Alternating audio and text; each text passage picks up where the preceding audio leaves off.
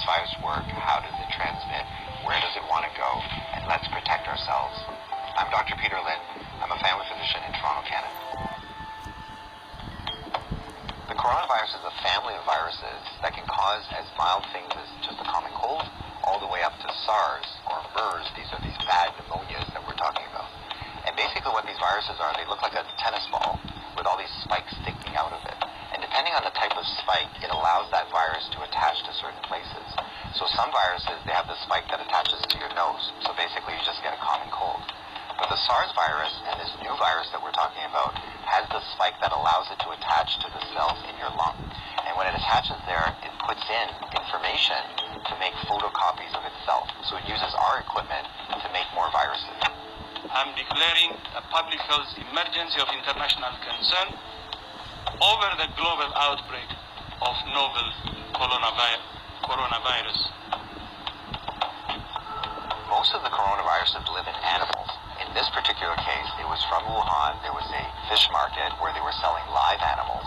And the thought is that the virus was in a live animal, then it crossed into a human. But then what we found was that people were getting sick in terms of healthcare workers, in terms of family members that were looking after them, which now meant that the virus can pass from human to another human. Just like all viruses, it needs to reach a target, which is your lung. And it has to get there with your help. It has no feet and no wings. So therefore it needs us to move it there. So that's why we keep saying, don't hang around sneezy people because you're going to breathe it in. And don't touch your face because that's how the virus is going to get in. The masks are helpful, but they're not necessary because they're leaky. The ones that you and I buy basically have pockets here, so therefore the virus can get in. What the masks really do is they stop us from touching our face. If you're sick, we tend to mask you, so therefore you're not spewing out the viruses to other people sitting around you. The true people that have the real masks are the N95. Those are sealed. These are for the doctors that may be caring for the patients. So in the beginning, the coronavirus will cause kind of like flu-like symptoms or a cold. So people just get the stuffy nose, that kind of thing. But you'll understand that as soon as that virus starts manufacturing in your lung cells, they're producing all these copies of the virus, all of a sudden now you kill the lung cells. So now you can't exchange oxygen.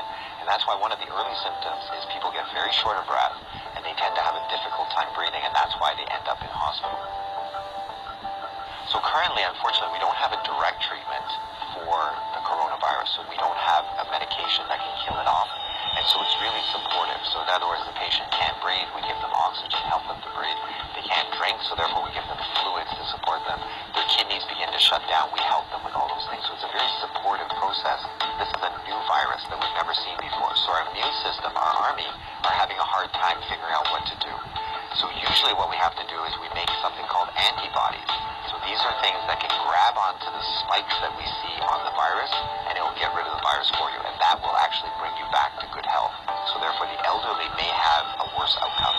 And of course the young children, so the babies, their immune system is not so good either, so they may not make those antibodies as well. So just remember, your hands may be with virus. The virus cannot hurt you because it can't get through the skin. But the moment I do this, now I've brought the virus right to where it wants to go. So let's remember not to touch our hands to our face. So let's say you think that you might have been on a plane or you might have bumped into somebody that has it. What should you do? So the first thing is to contact a healthcare worker to tell them that potentially you have it. If you're feeling symptoms and you're going to go into a facility, call ahead. Okay, so whether you're calling the paramedics or whether you're calling the hospital or your doctor, just mention that you were on a flight.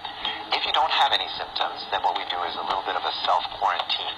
In other words, we can just keep you away from other people, and so you don't go into parties, don't go with your friends, don't go into public transportation.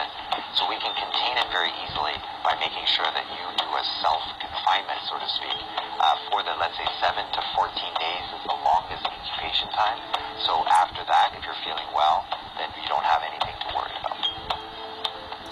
So if we get the facts right, then we don't have to be overly worried, but we do the right things so that we don't get the virus ourselves and that we don't pass it on to others. And if we look after each other in this way, this virus will have nowhere to go. It needs us to move it, it needs us to make copies for it, and if we don't help it, then the virus will stop. So we have the power to